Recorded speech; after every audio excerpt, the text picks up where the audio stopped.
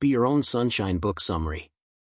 Be Your Own Sunshine is a collection of 4 works by James Allen that sum up the hows, whys and whats of taming the mind and its infinite energies, of channelizing the power of positive thinking, and striking a balance between the inner world of our thoughts as against the outer world of action. Chapter 1. Thought and Character. A man is literally what he thinks, his character being the sum of all his thoughts. As the plant springs from the seed, every act of a man springs from the hidden sources of view, and this act is impossible without thoughts. This also applies to those acts called spontaneous. The show is the blossom of thinking, and joy and suffering are its fruits. Thus, a human plants flowers in his garden. A noble and godlike character is not a thing of favor or chance but results from consistent right thinking. In the same way, the wrong character results from evil thoughts. With the right choice and ideas, a human starts moving forward with divine perfection. And by the wrong application of view, he descends even below the beast.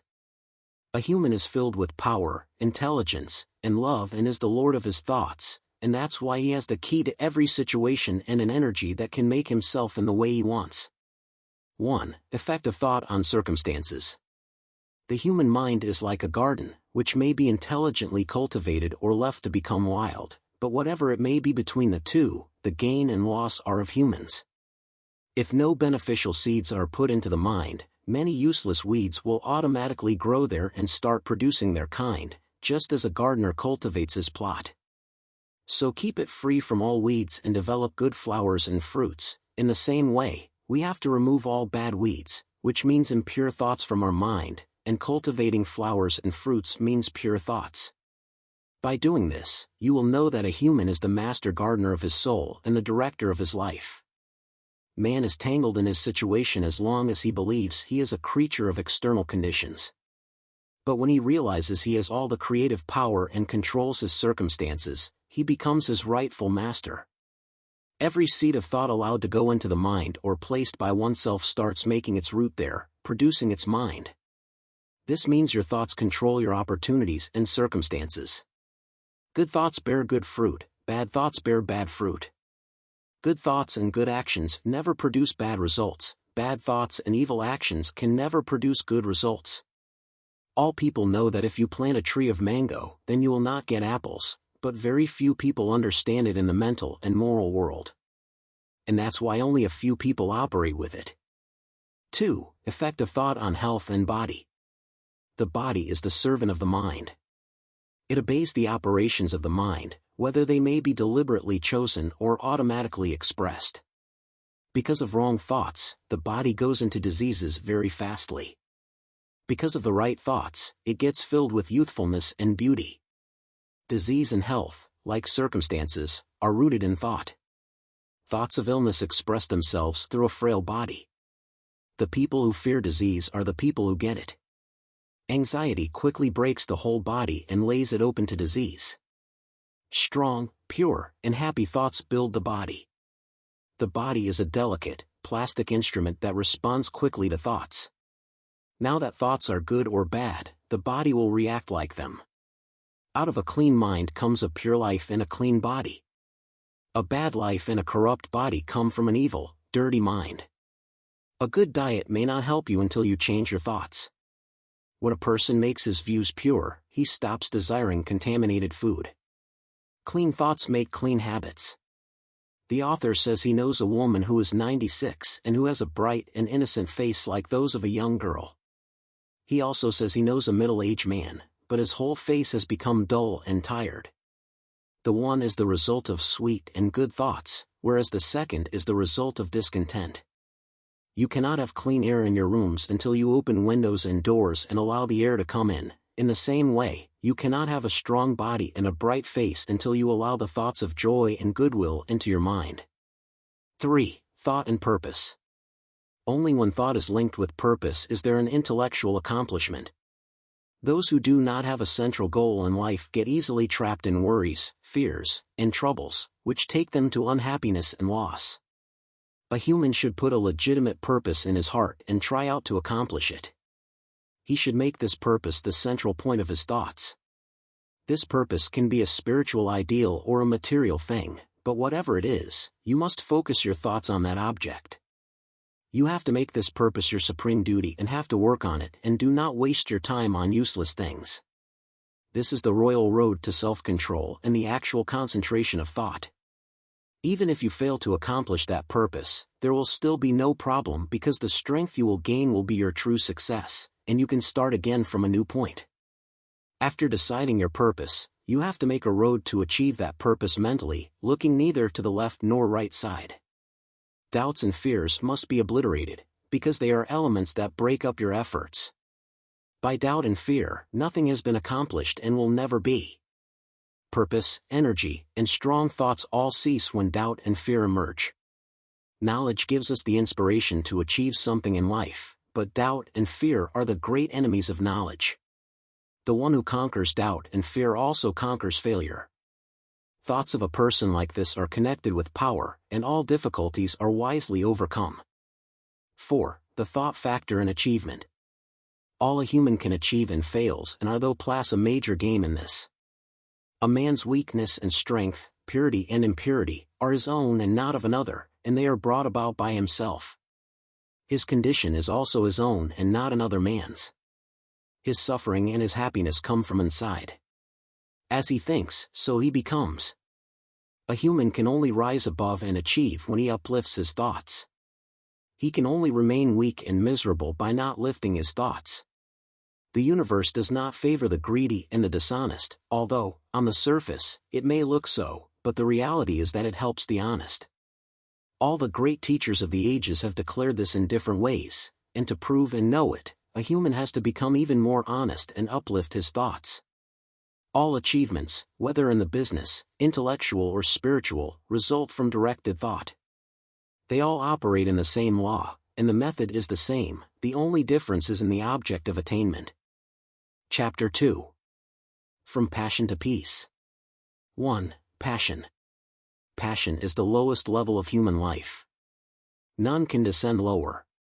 Lust, anger, pride, greed, revenge, lying, theft, and jealousy are all forces of passion. In this dark world, the unwise live and die.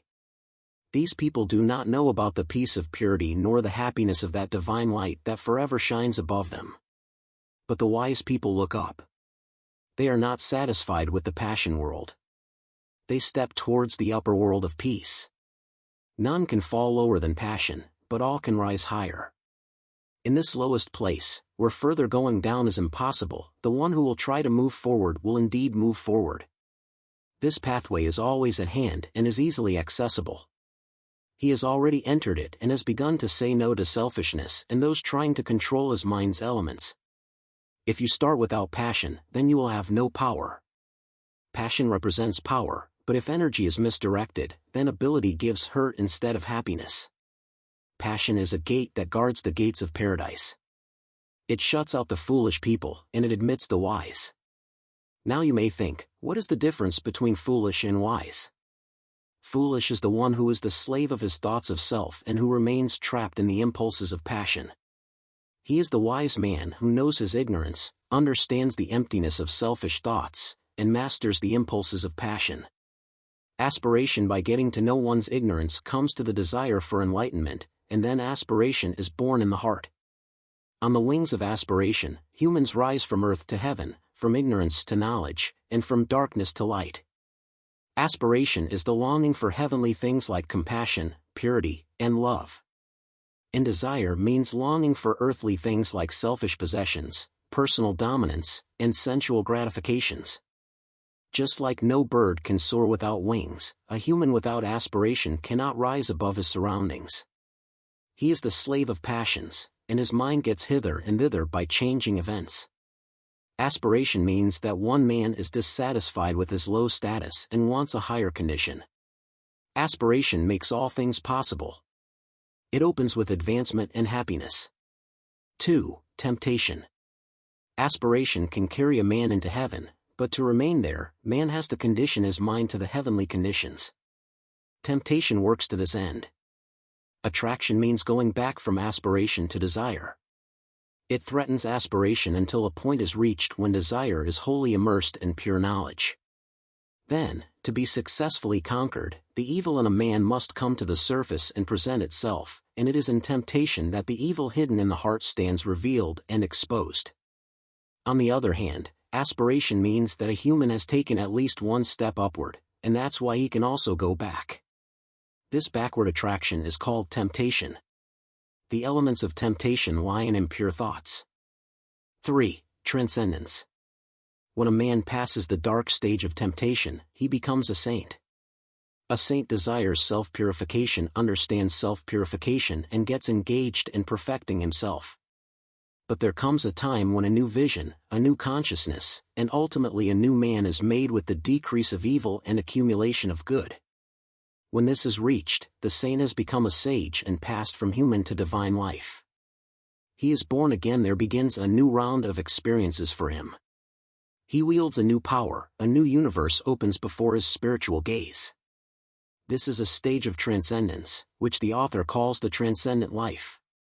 Anxiety, doubt, and grief are ended when lust and anger are not filled in the thoughts. When a human does not blame anybody for his condition, and when all conditions are considered good because they are the result of causes, transcendence is attained. Then the limited personality is outgrown, divine life is known, evil is transcended, and sound is seen in everything. Religious consciousness is not an intensification of the human, it is a new form of consciousness. Transcendent life is not lived by passions but by principles. In it, a person is not trapped in impulses but abides by laws. When people are involved in their powers, they burden themselves with many things, but there is nothing like this in a transcendent life. In it, personal interests are replaced by universal purposes. 4. Beatitude. When divine good is practiced, then life is bliss. Bliss is the normal condition of good men. Those outer circumstances, and harassment that brings such suffering to others, increase the happiness of one whose life is filled with bliss. Human virtue is mingled with self and, therefore, with sorrow. Goodness and sadness disappears, and only happiness is filled in life. So what are the transcendent virtues that have happiness and joy? They are impartiality, seeing so profoundly into the human heart and actions that it becomes impossible to take sides with one man or party against another. Unlimited kindness towards all men, women, and all creatures, whether enemies or friends. Perfect patience at all times, in all circumstances. Stainless purity of mind, this means freedom from all evil thoughts and impure imaginings. 5. Peace. Where passion is, peace is not, where peace is, power is not. People pray for peace yet cling to desire. Hatred and love cannot dwell together in the same heart. Perfect peace is achieved by way of self-conquest. The one who has realized that the enemy of the world is not outside but within, that ungoverned thoughts are the source of confusion and difficulties, such a man is automatically on the saintly way. If a man conquers lust, anger, hatred, pride, selfishness, and greed, he automatically conquers the world. Now peace remains with him. The pure-hearted people have peace with them. It enters into their actions, they apply it in their lives. Chapter 3. Man, king of mind, body, and circumstances. 1. Habits, slavery and its freedom. Laws of habit are applied in humans. So is a man free? The author says that he is free. Humans do not make their life and laws, they are eternal, he finds himself involved in them and can understand and obey them. Man's power does not enable him to make laws of being. Man does not create one jot of the universal conditions or rules, they are the essential principles of things and are neither made nor unmade. Humans, because of nature, is a being of habit, and they cannot change this, but they can change their habits. He cannot change the law of nature, but he can change himself according to the law of nature. No human can change the direction of gravitation, but all men can change themselves according to it. They use it by bending, not by ignoring it.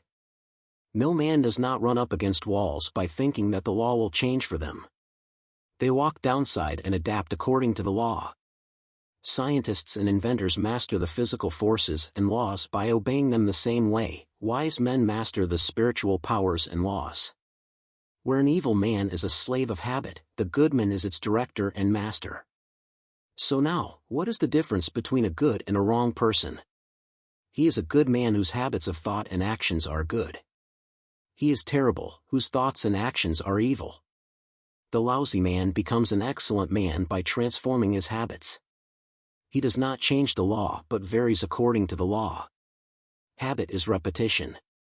Humans repeat the same thoughts, actions, and experiences repeatedly until they go inside them and become a part of their character. All humans are subject to their habits, whether good or bad. After knowing this, the wise man makes himself the subject of good habits and lives a life filled with joy and freedom. At the same time, the one who becomes subject to bad habits, his life gets filled with misery. Humans are not bound by any power other than their wrong thoughts. They can set themselves free from these. Human has to rise from these thoughts like I cannot rise, I cannot leave my bad habits, and I cannot control myself. I cannot conquer myself. All these cannots have no existence in reality, they exist only in thought. These terrible thoughts need to be removed, and in their place, positive reviews of I can must be planted, and it must be done until a tree is ready for powerful positive thoughts. Habit binds us, and it also frees us. Habit is first in view, then in action. Turn the idea from bad to good, and the action will immediately follow. Do evil thoughts repeatedly, and they will bind you even tighter. Do good thoughts again and again, and it will free you. 2. Bodily conditions. The body is the image of the mind, and by it, we can see the visible features of hidden thoughts. The outer obey the inner. And future scientists will be able to see how mentality affects the body. A sick mind is more deplorable than an unhealthy body. Because of a sick mind, the body also gets sick. Those who say themselves human have to remove their sick thoughts. That human who says their food will injure them must stop it. Those fruits of the earth are consumed when a human is hungry and in search of food, imagining that they are destructive to health and life is wrong. By this, we misunderstand nature and the office of food. The work of the office of food is to sustain and preserve the body, not to destroy it. 3. Poverty. Many remarkable men abandoned riches and adopted poverty to accomplish their purposes better. But, then, why is poverty understood as that much worse? Then why is it that poverty which great people consider a blessing, that same poverty is not regarded as suitable by people? The answer is simple. In one case, poverty is associated with the nobility of mind, all evil emerges from it and appears good and beautiful. And it is more attractive than riches. In the other case, the poverty of our great cities is associated with everything mean and repulsive, like drunkenness, laziness, dishonesty, and crime. Then, what is terrible, poverty or sin? The answer is sin. An evildoer will do evil under any circumstances, whether rich or poor or midway between the two. A right doer will do right, no matter where he is placed. Not getting happy with one's financial condition is not poverty. Many say they are poor, but their yearly income is several lakhs. They imagine that they are poor, but their real problem is greed. They are not unhappy with poverty but dissatisfied with the thirst for riches. Poverty is more often in mind, not in the purse. Unless a man wishes for more money, he will regard himself as poor, and in that sense, he is poor. On the other hand, the problem with people living in dirt conditions is that they are satisfied with their situation. Therefore, living in dirt and unclean surroundings and getting confident about it must be corrected. If we tell these people the importance of living in clean surroundings, they will start working towards it. 4. Man's spiritual dominion. The kingdom over which human is sent to rule is his mind and life, but this kingdom is not separate from the universe. It is connected to the entire humanity, to the untouched nature. Today most people are under the soil of wrong thoughts, and getting out of them is the biggest win of life. The unwise think everything can be mastered, and they search for happiness by changing external things. By changing outer things, permanent happiness cannot come. The wise people understand that no absolute mastery exists until the self is conquered. These people do not search by changing external things, but they get happiness in the strength of God. The spiritual dominion of a human is an empire of all the mental forces that nature has put into it. For a long time, a man thinks he is a slave of external forces, but a day comes when his spiritual eyes open, and he sees that he has been an enslaved person for a long time was none other than his unpurified character. On that day, he gets up and ascends to his spiritual throne. He does not stay the slave of desires and passions, but he rules on them. Thus, by rising and exercising his spiritual authority, he enters into the company of those who overcame ignorance, darkness, and mental suffering and learned the absolute truth. Chapter 4. Foundation Stones to Happiness and Success. 1. Right Principles. Knowing what comes first and what to do first is good.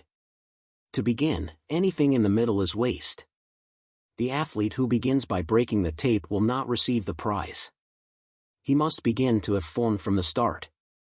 The pupil does not begin with algebra and literature but with counting and ABC. The first things in a good life and, therefore, in a happy and successful life are the correct principles.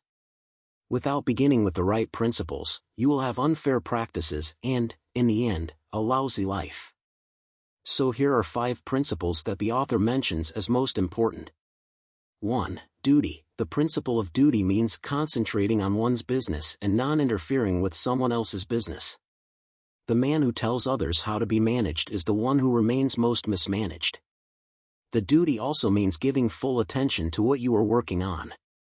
2. Honesty. Honesty is the following principle. It means not cheating or overcharging another. It involves the absence of lying. It includes sincerity. Through it, good reputations are built, and good reputations build good businesses. 3. Economy. The economy is the third principle in the conversation. It means the conservation of energy by the avoidance of self-indulgence and sensual habits. It gives strength and capacity to achieve. The one who learns it well gets excellent power. 4. Liberality. Liberality follows the economy. It is not opposed to it. Only the man of the economy can live generously. The giving of money is a tiny part of liberality. Giving of thoughts, deeds, and goodwill also comes in it. According to it, you have to behave well with your opponents. It brings love close, and it is the enemy of loneliness. 5. Self-control. It is the last principle, yet the most important. By ignoring it, many problems happen. The author says to show him the businessman who loses his temper with a customer over some matter, and he will show you a man who, by this condition of mind, will fail. If all people will practice the initial stages of self-control, then there would be nothing like anger. The lessons of patience, purity, gentleness, and kindness, which are contained in the principle of self-control, are slowly learned by men. And until a human knows them, his success is insecure.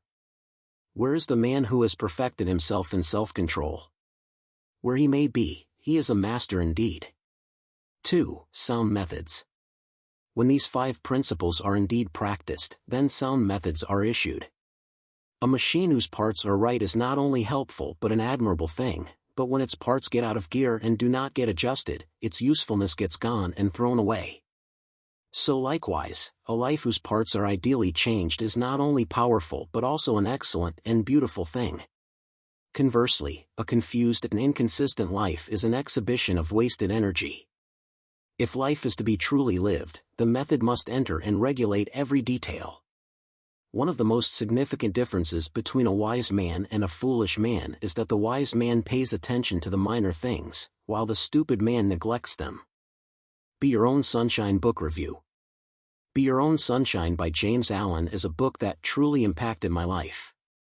I found Allen's writing to be both inspiring and thought-provoking, and his ideas really resonated with me. The book is focused on the power of positive thinking and the impact that our thoughts and attitudes can have on our lives. Allen presents his ideas in a clear and concise way, making them easy to understand and apply to one's own life. One of the things that I appreciated most about this book was the emphasis on taking personal responsibility for one's own happiness. Allen encourages readers to focus on their own inner state rather than seeking happiness through external factors. This was a powerful message that really stuck with me. I also appreciated the practical advice that Alan provided throughout the book. He offers a variety of tools and techniques for cultivating a more positive mindset, and I found these to be very helpful. Overall, I would highly recommend Be Your Own Sunshine to anyone who is looking to cultivate a more positive outlook on life. This book is a great reminder that we have the power to shape our own experiences through our thoughts and attitudes. Thank you for watching. Please subscribe, like and share. See you in next videos.